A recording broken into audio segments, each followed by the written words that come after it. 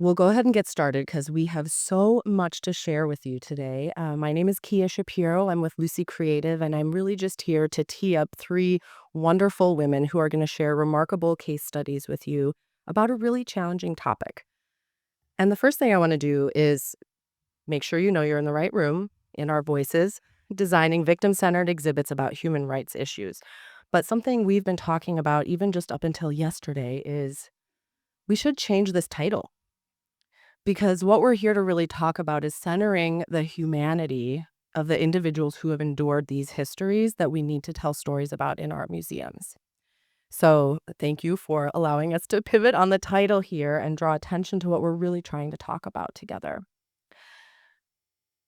You're going to hear three stories from three very different institutions with very different challenges, but collectively we feel that there's three main areas where telling stories about atrocity, histories of violence, and genocide really are challenged. The first one is narrative and nuance. How can we tell both a narrative about atrocity and depict those who endured and experienced those atrocities not as victims, but as whole human beings, not solely defined by their traumatic experiences? So these three women will give you some tips on that, right? How can we think about that? The second is confronting silences in the archives. We know that a lot of these histories, there isn't archival material, objects, photographs, documentation that can really give us a perspective of what it was like on the ground from those who endured. And so, how do we address that? How do we create a compelling exhibition that can do that? And lastly, how do we address perpetrators? The stories can't be absent of that context. We need to provide that for our visitors, but how can we do that in a responsible way? How can we do that in a way that doesn't center perpetrators? So we'll hear a little bit about that this morning or this afternoon as well. Like I mentioned, there are three remarkable women who are going to come up and tell us three amazing stories. The first is Dina, who will talk about resistance and resilience in action and a project on the Indigenous Coast narrative. And then Suzanne will come up and talk about centering victims in Holocaust storytelling and the work she's doing with her institution. And then lastly, Johanna is going to talk to us about an incredible exhibition, In Slavery's Wake, Making Black Freedom in the World. I'm going to flip to this slide so you can see our faces and you know who's going to come up here. And Dina will kick us off, actually, so come on up.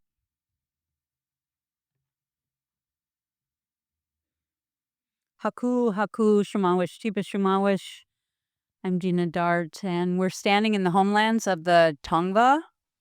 And I just want to acknowledge that a genocide occurred right here in the land in which we're standing and conducting this conference. And those people are relatives of mine. I am coastal Chumash from just a bit up the coast, but these lands are Tongva lands. Um, these lands were occupied and traded by the people listed here. And I want to just put a shout out to those descendants of those communities and the people who have been really active in reasserting their presence on this landscape despite waves of colonization and erasure.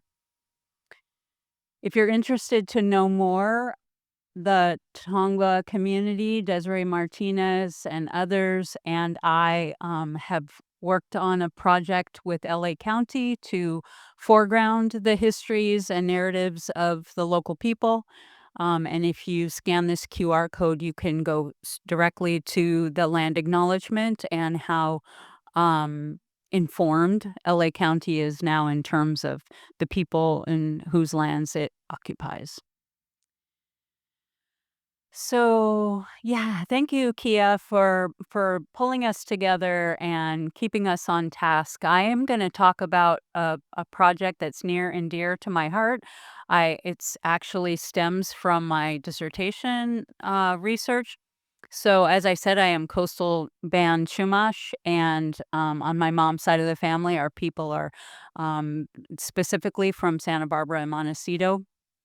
And I grew up in these homelands, in a place where our stories were never told. In K through 12 schools, I learned about pilgrims. I learned about Columbus, but I never once heard mention of our cultural history, our a narrative that actually reflected my experience as a Native young person. So as a scholar, I'm also an activist, and I bring that to all of my work as a curator. So just a bit about the Spanish mission system and the damage that it did. I'm not gonna spend a lot of time there because we're not centering the perpetrators, but can I see a show of hands of people who went to school in Southern California and the missions were part of the curriculum? Yeah, some of you probably built little sugar cube missions, and you learned how Native people were the labor force in those missions, and you probably learned how, the the life at the mission was safe and good and wholesome and a good thing for Native people. Some of you the younger generation might have had a teacher or 2 that, told some hard truths about that era. But for the most part, those people who are educated in California get a very skewed history from a mission, uh, perspective.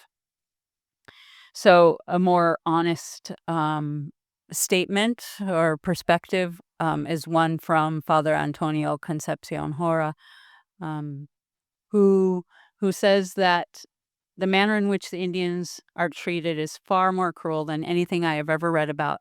For any reason, however insignificant it may be, they are severely and cruelly whipped, placed in shackles, or put in stocks for days on end without even a drop of water.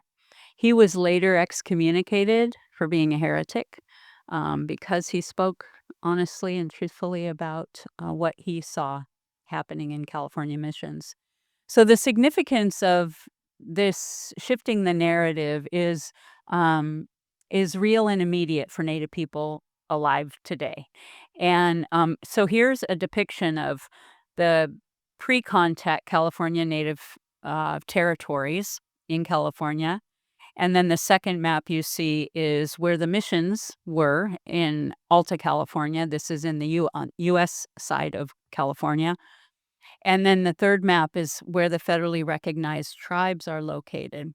And you can see there's a cluster of them in San Diego, where there was a grassroots movement in the 50s of California Indian people who fought together for federal recognition. But other than them, there are literally no federally recognized tribes, no tribal organizations with sovereignty, with a relationship with the federal government from San Francisco down to southern Orange County. So this is significant because what is happening in the public history narratives is erasing our reality in the current day. How many of you that aren't from Los Angeles knew who the Native people were of this place? Okay, a few of you, probably like 6 or 7. Great, but there's no sign of the Tongva people in Los Angeles. There are 20 million guests in these homelands, and most of them don't know who the indigenous people are. So the erasure has been almost complete. So the current El Camino mission narrative, of the 21 Franciscan missions that were established in Alta California, 19 of them operate as museums to this day. And these are the stories this is based on my dissertation research, which visited all of those sites and did, visitor analysis and interviewed all of the staff in those places. And these are the dominant narratives in those places. What happens for Native people, all of our children who in the 4th grade have to go visit a mission, is that we're confronted with this history from a very different viewpoint, a very skewed vision of what our history was. And so it would not be unlike a visit to Auschwitz to learn Jewish history, right? And um and that's pretty serious business. So what's missing are the deep ancient histories, the histories of our people and our diversity and our connection to the land, and all of these really beautiful, deep, meaningful stories. Not just they lived at one with nature and they made shell bean money, but really, like, us as a complex people who changed over time, not that ethnographic snapshot of a moment that gets captured in museum narratives in Southern California. So these missing histories of our trade and interaction, of our later blending with the people who colonized Upper California, who were essentially indigenous and Black people from Mexico. We're all a blended community now. You don't hear about that. You learn the history and the missions as very siloed stories.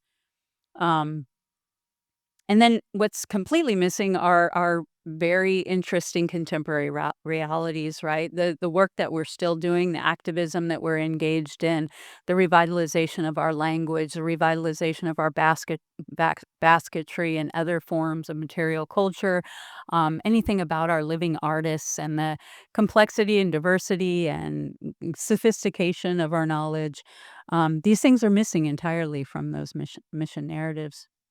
So, stemming from my dissertation research, I aimed to try to disrupt that old narrative, and this would have to be a multi-phase, multi-institution intervention to actually disrupt this very dominant narrative. So, through a series of story gatherings and the collection of archives from elders, from living people in our communities, we would develop an exhibition, a website, and a story map. And we're in the process of doing all of those things right now, but the exhibition component, we were able to actualize. It opened in January of 2024, and it closes next month, and it's just down the road from here, so I would encourage you all to go get out there tomorrow. But how it relates to this, panel specifically is that the approach, the way in which we develop the narrative decenters the perpetrator. It's really centers resistance to the mission system from the very moment of arrival by Spanish colonizers. It by all these different strategies, right? There are multiple video components with living Native people speaking about survival, resistance, resilience, and also the ongoing erasure of us that's perpetrated by these same colonial institutions. We talk about subtle forms of resistance, which are things like the adaptation and integration of these new ways of knowing to bolster our cultures and to strengthen we were already doing and enable us to navigate this new landscape. How am I doing on time? Great. Um, we only used historic materials as they related to stories of resistance. So, for instance, we used some when we talked about the change in currency that was a complete disruption to traditional lifeways. We showed the European coinage, but we showed it right next to shell bead money that continued to be made secretly and underground, and we tell that story, right. With each impact, we tell a resistance story. So it's a double narrative all the way through. This was the impact. This is the way that Native people responded to it, and or didn't respond to it, continued to live as they'd lived. But in some cases, that wasn't possible. So how did Native people respond?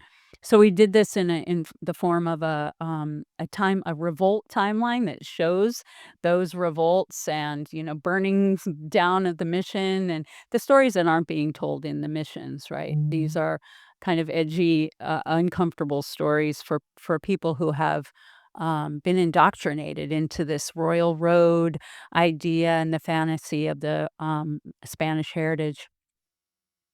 Contemporary art throughout. even in these, depictions of history, there are Native artists speaking back to that history and speaking truth to that history. Um, so one thing that was really important to me was to draw connections between the US and Mexico. The indigenous people of Mexico are our brothers and sisters, right? And because of that political border, that impedes our connection with one another, there's also in the minds of most Americans this very concrete separation between indigenous people on each side of that border. I tried to disrupt that by talking about these are forms of colonialism. These are capitalist systems that aim to denaturalize us, to take us away from the earth so that the earth can be exploited for for its natural resources and human resources, right? Um, the the experience of the missions, they were actually exploiting the human resources to exploit the natural resources. To unpack these laws, most people don't know that in 1924 they started manning the U.S.-Mexico border. That was also the year that Native Americans got the right to vote. So at the same point that Native Americans were being codified as Americans, Mexican Indians were being locked on the other side of the border. Most people don't know this, right? And so trying to create that reconnection to place. So just a short case study is that one of the things that we did, and there were several of these kinds of interventions, but one was that we borrowed, the Autry Museum borrowed this hat that has been historically labeled as a padre hat, right? A hat worn by one of the priests in the at the Santa Barbara mission. Um, and it's actually the Chumash name, so that's this Chumash mission, and the Chumash name for that hat is a sumalelu, and, so when that hat arrived at the Autry Museum, we sang her back home. When as they uncrated her, we pulled her out and we sang her back home. This is a women's work hat that had a brim attached to it to appease the priest, but it's a women's work hat. So it's a woman, in our culture that represents a woman. A woman created that. Probably the only women's hat that was that was made inside the mission because they weren't allowed to weave for themselves. And so we sang her back home and we thanked her for being a diplomat for us in Europe. And then when we put her on display a couple days later, there was, a gallery full of Chumash and Tongva weavers, singing with her, handling her, looking at the start of the hat to learn from her.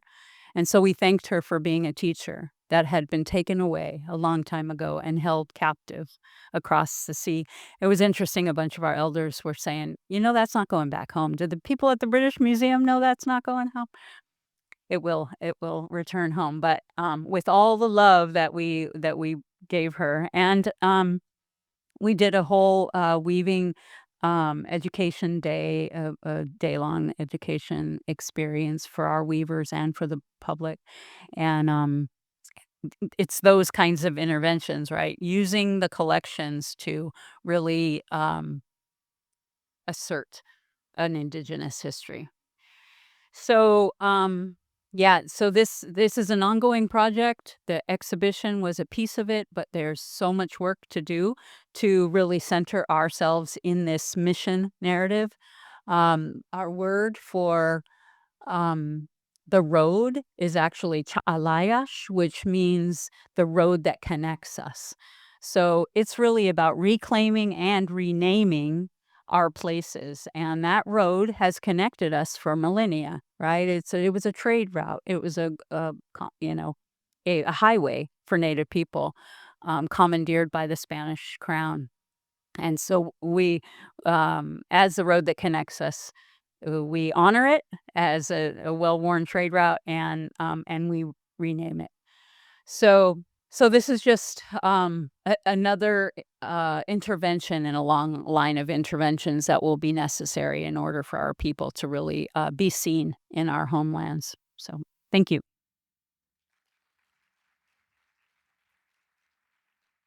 Good afternoon. I'm Suzanne Grimmer, and I'm the Senior Director of Museum Experiences at the Holocaust Museum for Hope and Humanity in Orlando. I'm grateful for the opportunity to share how we are reimagining Holocaust storytelling by placing the voices of victims, specifically Jewish individuals, at the center of our narrative, not the margins. This isn't just a change in content, it's a shift in values and perspective. So, why does perspective matter? Because what we center in our storytelling shapes what people remember and what they often forget. We recently learned that students today can name more Nazi officials than Holocaust victims. And that tells us something important, that even in well meaning education, perpetrators often dominate the narrative in Holocaust exhibitions. Meanwhile, the Jewish people who endured Nazi violence and crimes are often depicted only in moments of suffering. Their lives before and their individual lived experiences during are frequently left out. And if we're not careful, that imbalance becomes part of the memory we pass on. This isn't just about what we teach, but how we teach it. Traditional Holocaust exhibits often follow a chronological arc: the rise of Hitler, anti Jewish laws, deportations, ghettos, camps, and for some, liberation. And this format helps explain how the Holocaust happened from a political and military standpoint, but it tends to focus on powerful leaders and major events, leaving the individual experiences of those who endured in the margins. It leans heavily on academic text panels and Nazi visuals, and often unintentionally renders those who endured Nazi violence as passive. At our museum, we designed our storytelling methodology with a specific question in mind. What did it feel like to live through this, and what does it mean to remember it now? Instead of chronology, we organize around emotional and moral themes like injustice, unbelonging, power, and absence to emphasize Jewish agency, and so that visitors don't just learn history, but experience it in a deeper and more human way. Of course, this new approach raises important questions. How do we tell full, complex stories when so much was silenced or lost? And how do we responsibly handle the presence of perpetrators without centering them? So, first, portraying full lives. How do we show people as they lived, not only how they suffered or died? We prioritize photos, letters, diaries, home movies, anything that shows complexity and humanity. Second, silence. Holocaust collections and archives are incomplete, and they always will be. And we confront this not as a gap to be filled, but as a truth to be honored, acknowledging what was lost and what can never be fully known. Third, perpetrators. We cannot remove them entirely, but we refuse to give them narrative or visual power. Their actions are contextual, not central. This allows those who endured to remain the focus, not just as recipients of violence, but as people with relationships, culture, and strength. This reimagining also reshapes the visitor's role. Rather than standing at a distance, the visitor becomes a kind of companion, following the journey of our four Jewish individuals throughout the museum. These are not composite characters, but real people presented with depth and care. Visitors encounter their childhoods, their communities, their experiences of exclusion and survival, and for those who lived, their post war lives. In doing so, they're invited into connection and empathy, not just observation. And we continue these stories beyond 1945 because Jewish life did not end with the Holocaust, and the legacies of trauma, resilience, and memory continue today. Silence plays a central role in how we tell these stories. In Holocaust storytelling, silence is often treated as a problem to be solved. But in the context of the Holocaust, silence is part of the reality. Some people didn't survive to leave a record. Others could not or chose not to speak of their experience. And in many cases, Holocaust stories were deliberately erased by the perpetrators. So instead of filling these gaps artificially, we honor them. We leave room for silence. We allow open ended questions and unfinished narratives to remain. In this way, absence becomes a kind of presence and a powerful reminder of what was lost. We also take care with how we use images. Images of Nazis in crisp uniforms or towering formations may be historically accurate, but they also reinforce a narrative of power. Depicting the Nazis as larger than life unintentionally invites admiration or awe. So, to counter this, we use this type of imagery sparingly and critically, and instead, we amplify the presence of those who experienced the injustice. We also use physical space intentionally. Visitors encounter large scale images of people who endured eye to eye. This visual proximity allows visitors to engage each individual not as a symbol of tragedy, but as a full person, someone whose presence, gaze, and life story demand recognition and connection. Our goal is to shift what power looks like. Power becomes dignity, defiance, courage, and hope, not control or domination. This approach isn't only about the past, it's deeply relevant to the present. When we highlight themes like unbelonging or silence, we invite visitors to consider who is experiencing those things today. When we demonstrate moral courage through the lived experiences of our protagonists, we ask, where is moral courage needed now? Because this approach helps build bridges toward groups who need protection, support, or help amplifying their voices, the aim is to personalize and humanize the people on the inside of the injustice from the beginning of the story. We intentionally connect Holocaust stories to broader struggles for justice. Through our community partnerships in Orlando, we are engaging with Florida's Black, Hispanic, Muslim, Indigenous, and LGBTQ+ communities to ensure that our work reflects diverse lived experiences and fosters a shared commitment to justice and inclusion. We want this work to be rooted in solidarity and empathy for others and relevant to the people in our own neighborhoods. And while our approach is grounded in values, it's also supported by research. Neuroscience, education theory, and psychology all tell us that empathy is built through perspective taking. Critical thinking strengthens when people are encouraged to ask, what did individuals know and when? And self awareness deepens when visitors reflect on their own thoughts and feelings, become conscious of how these thoughts and feelings shape their behavior, and consider the impact of their actions on others. These are not just emotional responses, they're cognitive outcomes. When people connect personally, they retain more, think more deeply, and are more likely to act on what they've learned. In the end, this all leads to one central purpose: to transform memory into meaning and meaning into action.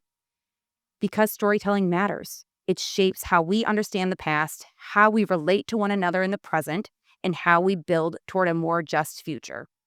By centering the experiences of those who endured the Holocaust, we don't just preserve history, we affirm dignity. We move away from asking, how could this have happened, to what will I do with what I now know? At the Holocaust Museum for Hope and Humanity, we believe memory can be a catalyst for justice and that dignity must be at the heart of every story we tell. Thank you. Hi, hello everybody. I'm Johanna Obenda. I'm a curatorial specialist at the National Museum of African American History and Culture, and I'm one of the curators of our newest exhibition and our first traveling international exhibition, In Slavery's Wake: Making Black Freedom in the World. So I'll talk to you a little bit about it today and talk to you a little bit about some of our interpretive techniques and approaches to telling this global history. So, In Slavery's Wake is a project a decade in the making. It was co-convened by us at NMAC, along with Brown University's Center for the Study of Slavery and Justice, with participation from museums across 4 continents. It's a global, multilingual effort to tell quite an expansive story centered around a guiding question, which is, how has our world been shaped by the histories and legacies of racial slavery, colonialism, and Black freedom making? It's collaboratively curated, and the exhibition is built to travel. So it opened in DC this past December, And this fall, we'll head to Rio de Janeiro, Brazil, followed by Cape Town, South Africa, Dakar, Senegal, and Liverpool, England. So as you can imagine, across the tour of the exhibition, it will reach quite a diverse international audience. And we're excited for each of our partners to activate the exhibition with local exhibitions themselves and local programs. So, a central goal of our global curatorial team was to tell an international history of slavery and colonialism through the lens of those who experienced that history. We asked ourselves, what can we learn about this history from the perspective of enslaved, colonized, and liberated people themselves? And thus, the aim of the project was not to be encyclopedic in nature or even exhaustive, but to really create an expansive set of stories that uplifts the everyday people who have navigated these systems. I think it's really easy to get lost in the enormity of a history like this, in the statistics and the figures. However, I mean that's what was really important for us to name people when we could and to tell their stories whenever possible. And so, at the heart of the exhibition experience is a large section that features 9 personal stories of individuals who are making freedom for themselves and often under the most oppressive of conditions. And so, through a sort of act of curatorial assemblage, we're able to piece together fragments of these everyday people's histories by bringing together artifacts, images, oral history, contemporary art, and music to tell fuller stories. So while this is a history exhibition in many ways, we also sought to break down some of the disciplinary boundaries that are so common in museums, right? These boundaries that can exist between, say, art and history or history and science. One of the ways we did this is by threading the work of contemporary artists throughout the exhibition experience. And so on the screen, you'll see some of the works that are featured in the exhibition. We worked with several artists who actually created new works for the project, working with the curatorial and design team to reclaim fractured, suppressed, and lost histories. So, for example, on the top right here, you'll see a flag for the Bahia conspiracy created by an artist named Nugent Smith. Nugent worked with our team to create 8 contemporary banners inspired by historical flags carried during anti slavery movements. So these historical flags are known and they're noted in the historical record, but they no longer physically or materially exist today. So by working with Nugent, he was really able to materialize a set of history through his own artistic perspective that provided a sort of material touchstone for our visitors into a really important topic around armed resistance and political organizing that can be hard to kind of tap into without that visual connection. So this type of artistic reclamation in general, it really has allowed us as a curatorial team to creatively lean into some of the silences of this history and the silences you'll find in the archive. Um, there's a historian, Taya Miles, who's kind of talked about these silences in a few ways and has addressed them as the space between the stitches. And I found that to be a really productive metaphor. And working with artists has kind of allowed us to be in that space between, right? To see these absences as invitations, perhaps, for thoughtful creation rather than obstacles to be avoided. And so there's many stories around this history that we can address if we kind of take a close listen and think creatively. Another goal of this exhibition project is to help visitors make connections between the past and the present, really thinking about how the practices developed from the system of racial slavery have been adapted, and some of them really adapted and reinscribed across time. So I think in creating exhibitions, and we probably all agree, it's always best to show rather than tell. And so we're able to show these connections across time in a few ways. One way is by bringing artifacts together. So we have several artifact pairings in the exhibition that bring together contemporary and historic objects. This is one of the pairings here. You'll see that we bring together slave ID badges from Charleston, South Carolina, and they're in conversation with 20th century apartheid era passbook from South Africa. And this becomes a real material meditation on practices of surveillance and segregation of Black communities across geographies and time. And so I think juxtapositions like this allow for us to simply but very powerfully convey these complex messages for our visitors. And in a lot of ways, allow the objects to speak for themselves with pretty limited interpretation. Um, yeah, and I think it's another example too of just how powerful it is to work in collaboration. So bringing together materials from our collection with our partners allows us to tell a more global story that we couldn't tell on our own. So pretty early on in the exhibition development process, it became clear to our content team, our curatorial team, that we would need to look towards new archives to tell this history in a way that was both global, international, that also respected and looked towards the present. A type of archive that could center memory and really value intergenerational knowledge that's shared and stored within families. So, through the project, we collected oral histories of everyday people speaking about the wake of slavery, the wake of colonialism, and freedom making as well in their own lives. With our partners, we filmed over 150 interviews with descendant communities, and you'll see some of the locations here, locations that touch this history and are a part of our collaboration and the tour of the exhibition. These interviews are now housed at a new archive at Brown University called Unfinished Conversations under a model of shared stewardship. And some of the interviews are woven into the exhibition experience itself through media and film, which is really important. It's another way for us to kind of seed the curatorial voice.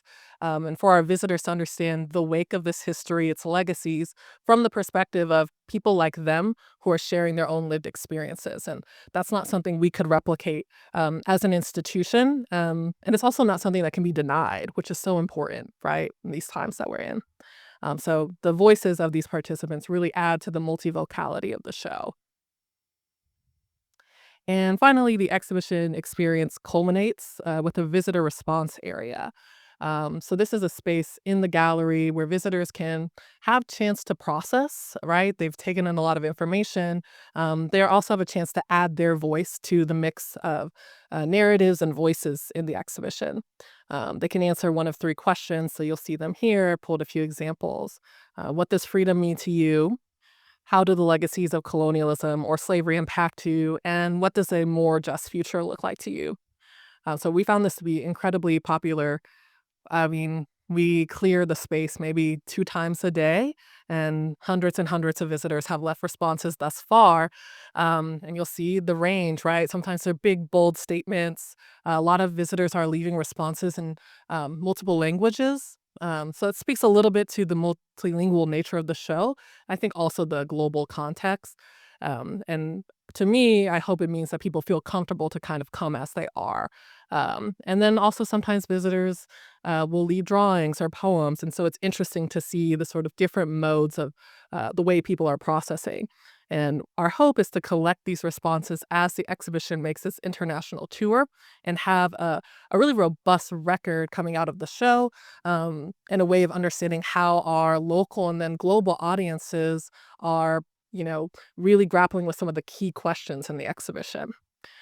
So, there's no particular call to action in this exhibition, but what we do hope is that as visitors move through and learn about different historic and contemporary practices of freedom making, they're able to add some of these tools to their own toolkit. As they leave the exhibition and kind of face the challenges that we're all facing in our global and our local societies.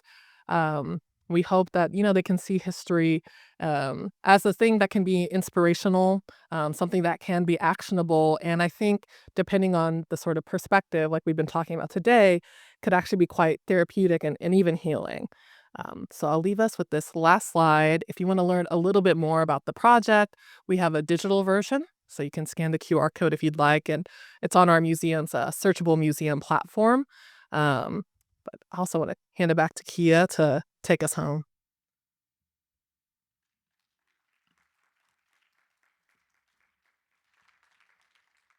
So I hope you found that as enlightening and inspiring as I have in the process of working with these three amazing women in developing this presentation. They're brilliant, aren't they? Can we clap for them again?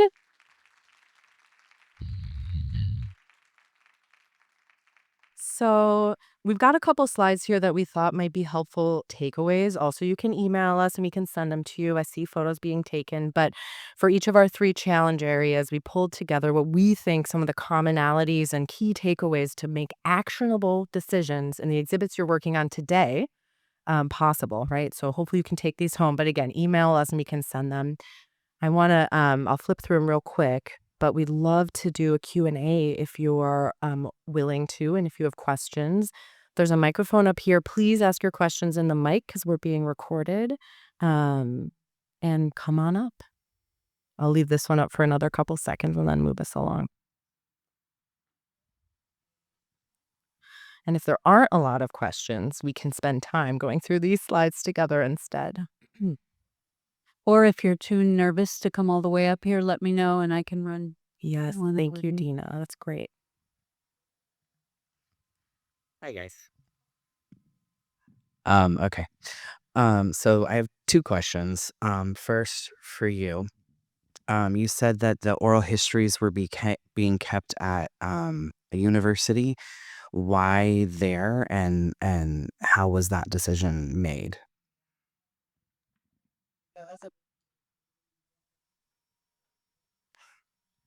Check. Hello.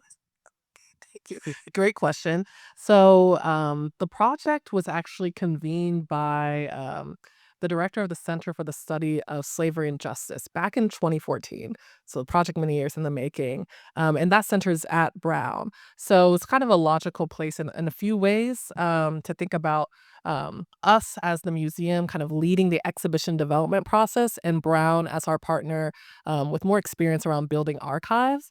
But the process was actually quite interesting. So the collection was really built under a model of shared stewardship, which means that while the materials are held at Brown, the actual filmed interviews, each of the interviewees actually owns their interview. So at any point, if they woke up one day and they're like, I actually don't want to be a part of this, it gets removed. And so it was, that sounds really simple, but it was an interesting process to work out, but one that was really important to think about, bringing into the ethos of a project like this. So while they're there and sort of being safeguarded, at the same time, they don't belong to the university. Awesome. Thank you so much. So I guess my other question is for all three of you. Um, in many communities, the LGBTQ plus community exists, right? We've always been here. Um, how are you, or are you telling stories about that in the mix of all of this too? Because they are often lost in stories as well. Yeah, thank you for the question. I think a lot of us know the persecution of LGBTQ plus communities by Nazi Germany during World War II, and we understand that that story needs to be told in some capacity as a Holocaust institution. And what we're actually trying to do is really listen to the very, very strong LGBTQ plus community that is in Orlando. We've worked with them quite a few times recently, most recently on an incredible pop-up exhibit for Cabaret. So I would say that right now, also start this with our museum is not built yet. So we're in a very unique position to really, really be influenced by the community groups that want to be seen in this space and acknowledged in some way. So I will say I don't have the perfect answer for you today, but please know that it is something that we are 100% committed to. And I would say we are in the very strong listening phase, which I think is extremely important. And we have 3 years to really listen to that and figure out how to incorporate that in a way that reflects their experience without me telling them what their experience is. Our exhibition talks about the gender fluidity of native life throughout time, right? The two-spirit gender movement along a continuum. So, while it's not spoken about explicitly, um, it's inherent in the discussion among our contemporary Native artists, and our one of the interviews is with a two-spirit person named Elle Frank. She's if you need to get over and see this exhibition because She's amazing, and one of the little videos is her voice coming through very strong, from that perspective. Yeah, and I could just add to that. I think similarly in this exhibition project, I'm not sure how explicit we are, but there's a story. So those 9 individual stories I was telling you about, one of the stories comes to us from our partners from Brazil, and it's about a person named Anastasia. And it's interesting. We asked each of our partners to bring a story of an individual, and they picked someone who perhaps is not a historic person, right? But more of a spirit, and is someone who's actually prayed to today by people of the Afro-Catholic and Umbanda traditions. And I thought that was really interesting because that kind of shows our perspective of thinking about, historic people, and they kind of brought in a different element. But Anastasia's story, I think, has touched a lot of people that have come to the exhibition, because similarly, it's a story connected to, gender fluidity. I think she was initially depicted actually as an enslaved man, by it was a French architect who had come to the colony of Brazil at the time. It's a Portuguese colony to draw scenes of the architecture. And then obviously, he also was depicting scenes of enslaved people. And so there's a portrait that he drew of an unnamed person who's wearing a punitive face mask. And over the years, that unnamed portrait has sort of transformed, and even the gender of the person, to become this person, Anastasia. And so I don't know, we don't dive deep into it, but that's a story that has like stuck with a lot of our visitors, and something that I hadn't even really tapped into, but thought like, wow, this is something we should be highlighting. Yeah. Hello. I work for the Holocaust Center for Humanity in Seattle. And this is sort of a question for all three of you. Something that we find really challenging is on the collection front when people want to donate objects to us that are very clearly from the perpetrator perspective. As a museum, how do we handle that? In some cases, just getting it out of the public versus having a strict policy against its educational value. When things from a very clear perpetrator perspective are presented to you as a collection donation, what are the things that you think about? Are there policies in place? How do you sort of handle that? Well, I can just tell you flat out right now that as we are currently collecting for our new museum, we are not accepting perpetrator centered materials. I am not interested in getting one more Nazi flag, one more dagger, one more thing with a Nazi symbol, and that might sound like in some way an erasure of history. We have enough of them. Our institution unfortunately collected them for 40 years, and I have way more perpetrator items than I do, um, you know, artifacts representing the people who endured their crimes. So at this moment, I wouldn't say it's a flat out, I'm not doing it for like ethical reasons. I just don't need one more. Now, if there was an interesting piece that came in as a symbol of a victim who has an item that is perpetrator centered and it's symbolic to their an act of resistance or suffering on their part, that's certainly something that we would look into. But I mean, just honestly, I don't want any more. So may not be a good answer, but it's the answer today.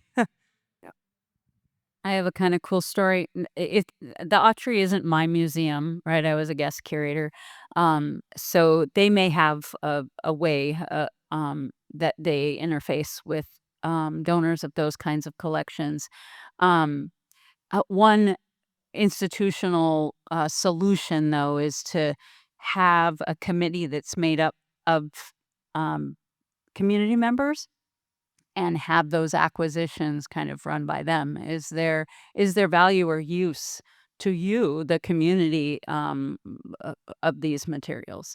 But one thing that we did do at the Autry show, was a Native woman named Leah Mata, artist. She actually received a church pew, and we developed a program around it where, during India Market at the Autry Museum, there were Sharpies and paints, and we essentially reclaimed that pew, and people spoke back to the church and spoke back to the missions, and it's currently on view with a video, of Leah talking about that process.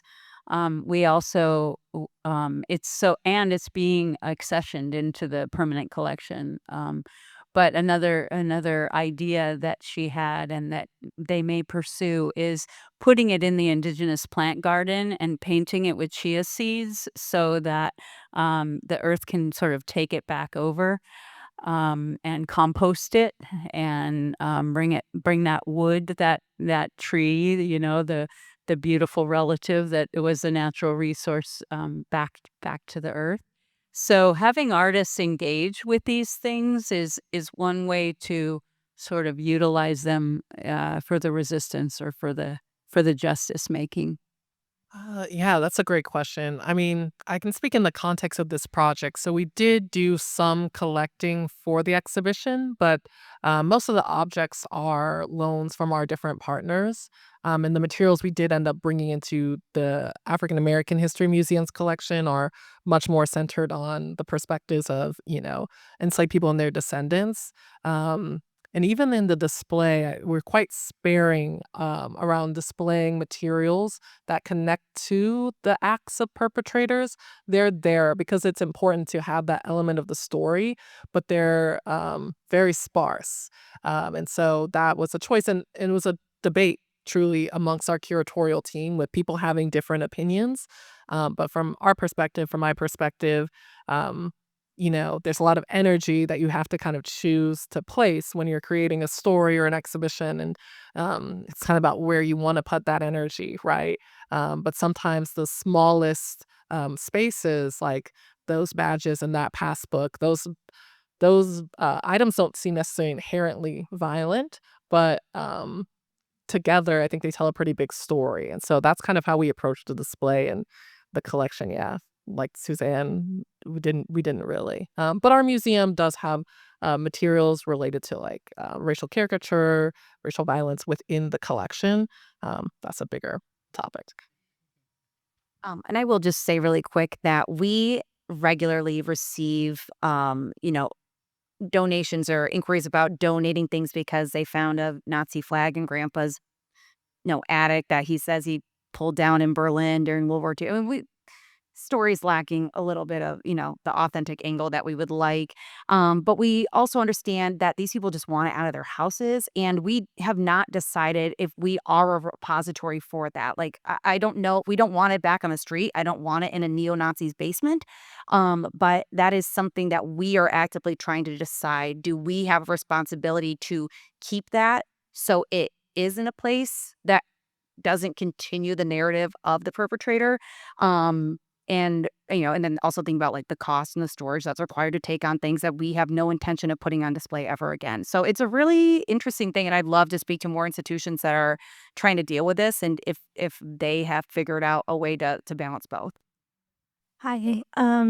So I wanted to ask, um, I don't want to, obviously, it's very important to have these spaces for community that's involved, for, related communities and for allies.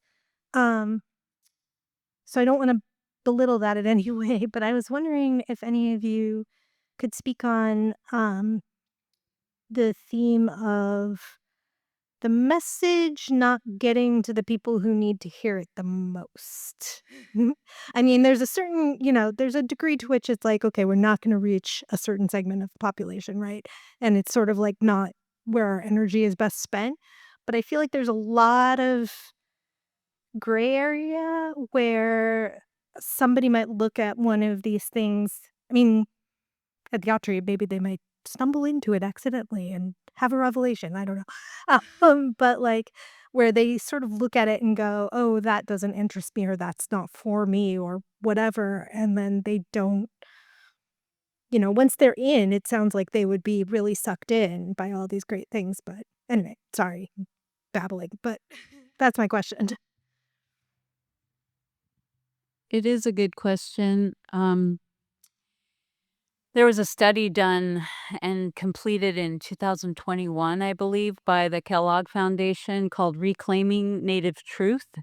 And for any of you that are interested in like dominant, the ongoing impacts of really bad representation of Native people. That it's just a great study, a systematic study. Like they interviewed and they collected all this survey data, and so it's really data rich. There's lots of graphs. It's just incredible amount of information, and the sort of takeaway is there is a segment. There are the sort of people who already know, and then there's a segment of people who know a little but and want to know more.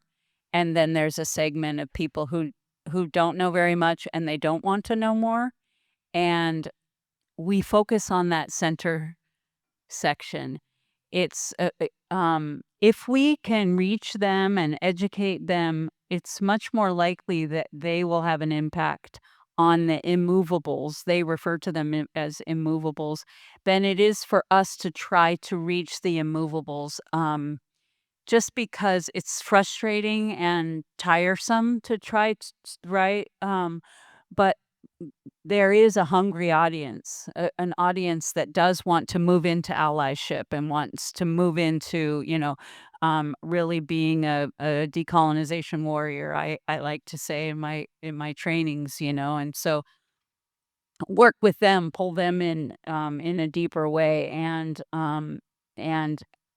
we may never reach the immovables, and we just try not to spend a lot of energy trying to, because yeah, they are, some are belligerent and don't want to move, right? And so we could really expend all of our energy trying to move them. So true. Yeah, I think for us, this is not a topic for everybody, and we've seen that, and that's okay to some extent. I can't force you in the door. But our focus is primarily students. So we've worked very hard to get K through 12 through the door. We have incredible partnerships with the Central Florida public schools and private schools. So we luckily are able to meet kids where they're at. Um, we don't really necessarily have a problem with that. I would actually say our biggest issue is how we get people to want to learn more about this is we are in a very competitive entertainment climate. In Orlando, they do not come to a Holocaust museum; they come to Disney. So we are trying to figure out how to get people off of Disney's property to come and learn about this. I mean, it's not exactly something you sign up for on your family vacation, but it's an important thing to discuss. And something that we are trying to do is we definitely do not want to make our museum entertaining. This is not an entertaining topic. However, there are strategies to bring people into this, and we feel that we can best do that by telling individual narratives and by utilizing really creative interactives. I'm going to give a shout out to the Histopad guys that are here who are working with us for a prototype for augmented reality to tell one of our protagonist stories. It's going to be incredible, but we are really trying to figure out how to get families to the door outside of our school groups because that is actually our main audience that we have to serve. So I don't even know if I answered the question, but yeah, it's tricky. I haven't figured it out yet, but we're trying. Yeah. Yeah, and I think you both answered it beautifully, and I agree. I think, it is a little bit about where you wanna place your energy. I feel like at the museum, we're really lucky that we do have such a high visitorship, just proving how much of a hunger there is for this information. Um, and, many of our visitors still to this day, we're almost 10 years open. Not only is it their first time to the museum, it's their first time to a museum at all. And so that fact can't kind of be understated. And so there's kind of a mandate to keep telling the types of stories we tell, and just really focus on what we call like the unvarnished truth. And that's really what drives us rather than thinking about, how do we kind of connect to people who might be ignorant at best or bad faith actors at worst. But really, in this project, really just thinking about how do we highlight thoughtfully and carefully the stories of Black communities as it connects to this history. That was the main driving goal. And then making that as accessible as possible with multiple entry points, so everyone can kind of find a way to connect to the history. That was the goal. I think thinking in the other direction is important, but like you said, it can kind of drive you a little wild, right? I would just add too that one of the things that I tried to do was invite visitors to step into an active role as allies, which kind of gives them a responsibility to carry this message and these truths out into the world.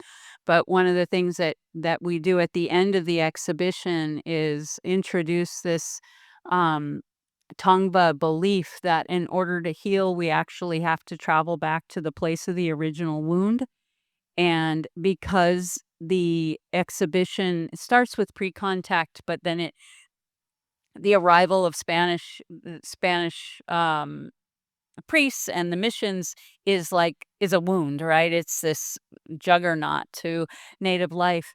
We invite the visitor to walk the road back to that original wound, and in doing that, have a somatic experience that is an action of allyship, right? They've taken direction from native people to do that, and then they leave empowered, and so maybe, hopefully, we've inspired them into like taking that learning out into the world. So thinking about how to make allies of your visitors that are eager to learn, I think. So we are out of time, and I don't know if there's a session coming in here afterwards, but please come up and chat. We can also find each other elsewhere. Thank you all so much for coming. I hope that you found some nuggets of inspiration and different ways of thinking that you can take back to your own work. And like I said, you have our email addresses. We can share either the presentation or the takeaway slides with you, or hop on a call to brainstorm together. So thank you again for your time, and have a great rest of your conference.